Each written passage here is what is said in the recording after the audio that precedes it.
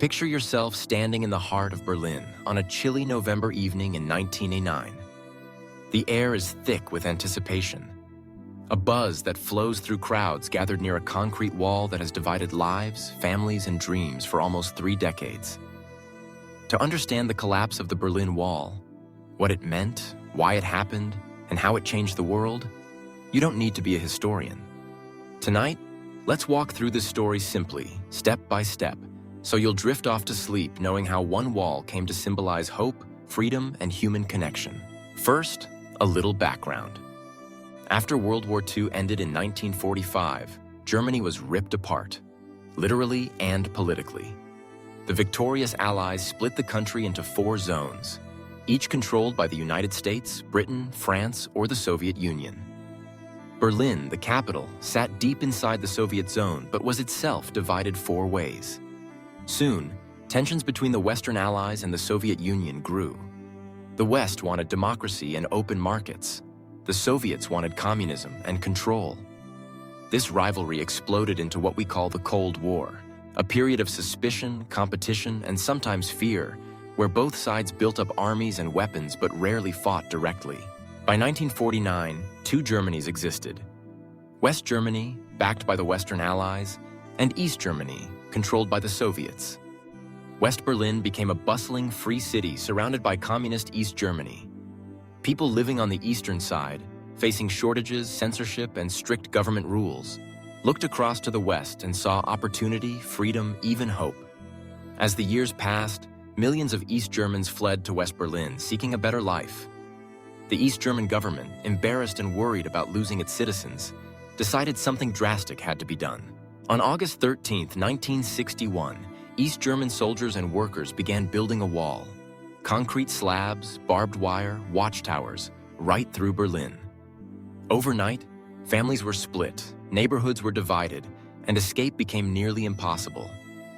The Berlin Wall stood not just as a physical barrier, but as a sharp reminder.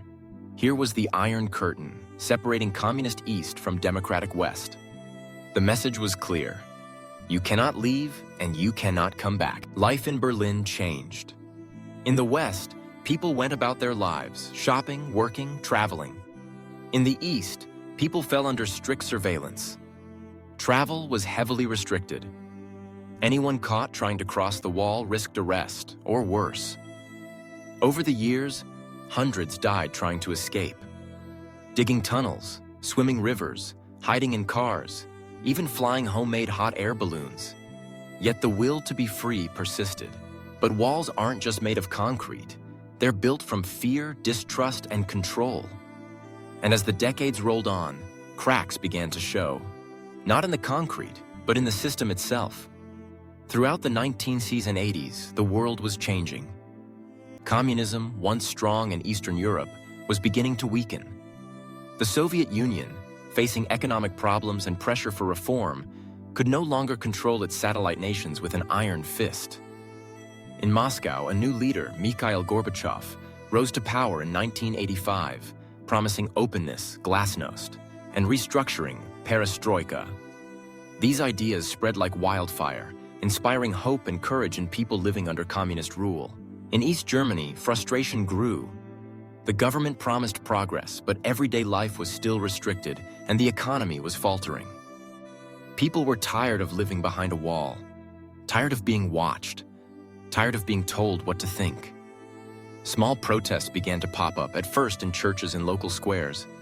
People marched, chanted, carried candles. Their message: we are the people, demanding freedom, reform, and the right to travel. As the months passed in 1970, these protests grew larger and louder.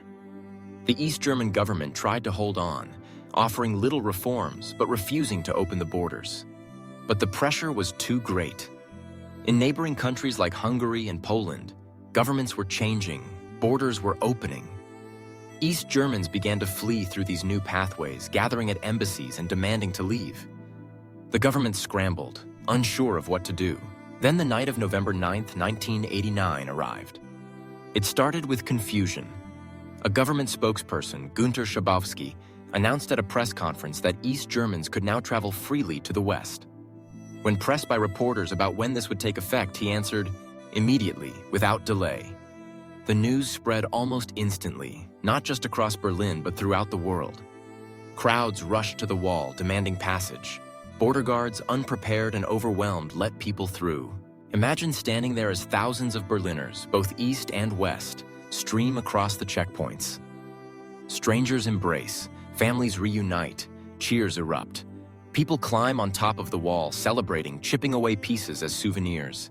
The wall, the symbol of division, oppression, and fear, was no longer a barrier. It became a bridge.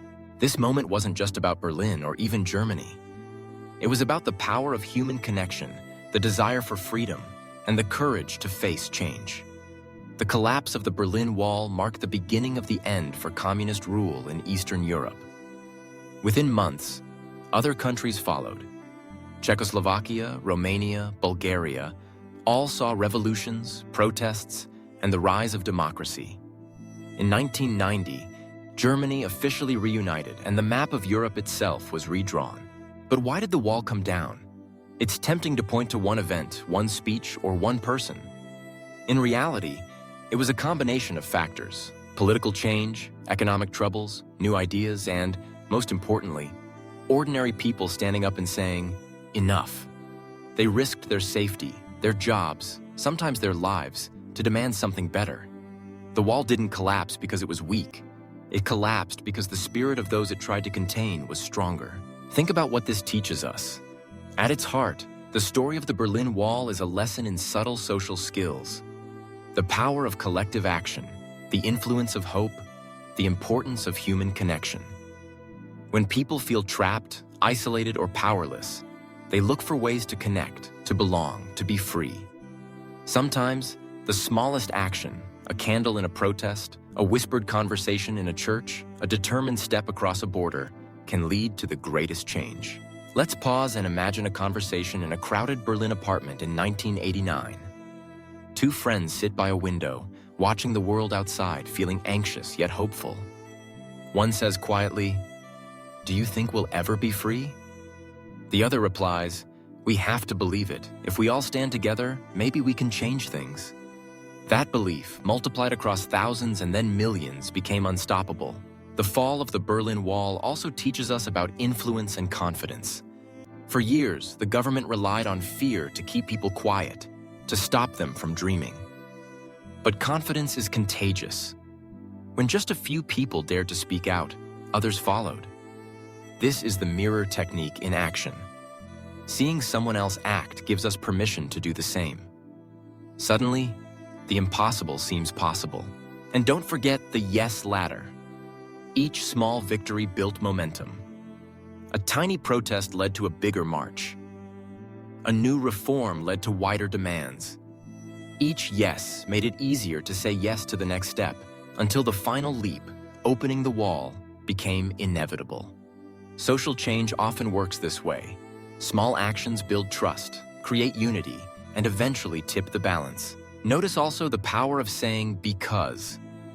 Protesters didn't just demand freedom, they explained why. Because we want to travel. Because we want to vote. Because we want to see our families. Giving reasons makes arguments stronger, more persuasive, harder to ignore. The East German government, facing clear human reasons, could no longer brush them aside. The Berlin Wall's collapse is more than a history lesson. It's a story about what happens when people connect, when courage overcomes fear, and when hope defeats doubt. It's about the importance of questioning, of speaking up, and of believing that change is possible, even when it seems impossible. And in practical terms, this story offers us tools we can use in our own lives. If you ever feel stuck by rules, expectations, or doubts, remember that change starts with small actions. Connect with others. Mirror the confidence you see. Build your own yes ladder by taking one step, then another. Explain your reasons and invite others to join you. Even the largest walls can crumble when enough people push together. Tonight, as you get ready to sleep, carry this thought with you. No barrier, no matter how tall or strong, can hold back the human spirit forever. The Berlin Wall stood for 28 years. It fell in one night because people believed, acted, and connected. The echoes of that night remind us that freedom, connection, and courage are always within reach. So, as you close your eyes, let the story of the Berlin Wall's collapse inspire you.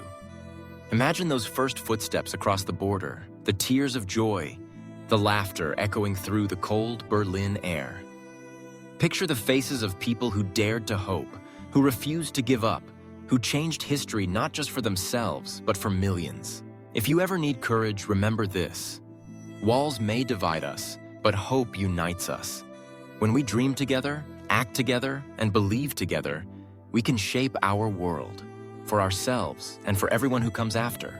Sleep well, knowing that the power to change, connect, and create a better tomorrow lives inside you, just as it did in the hearts of those who brought down the Berlin Wall.